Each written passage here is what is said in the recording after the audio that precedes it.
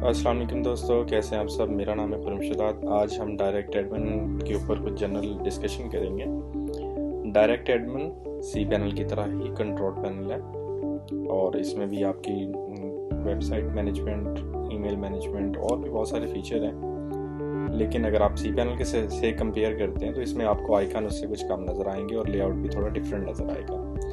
हम इसका layout change कर सकते हैं और उसके लिए आप अपने डायरेक्ट एडमिन अकाउंट लॉगिन करें और राइट साइड में आपका नेम आ रहा है, यूज़र नेम, उसके ऊपर क्लिक करें। स्क्रीन ऑप्शन में आ जाएं, स्टैंडर्ड, आइकन ग्रेड और मैं इसको कर रहा हूँ modern.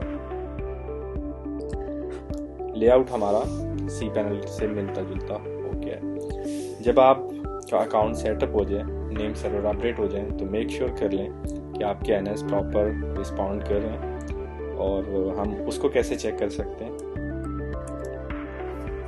Into DNS website open करें और उसमें आप अपना डोमेन नेम लिखें और रिपोर्ट करें। अगर यहाँ पे कोई भी रेड एरर नहीं आ रहा तो इसका मतलब आपकी डोमेन प्रोपोगेट हो गई है। और अब इसके बाद नेक्स्ट स्टेप जो आपका होगा, आप एसएसएल इंस्टॉल करोगे। तो एसएसएल इंस्टॉलेशन के लिए आप वापस अपने डायरेक्ट एडमिन कंट्रोल पैनल में आए। आपके पास एसएसएल सर्टिफिकेट ऑप्शन है।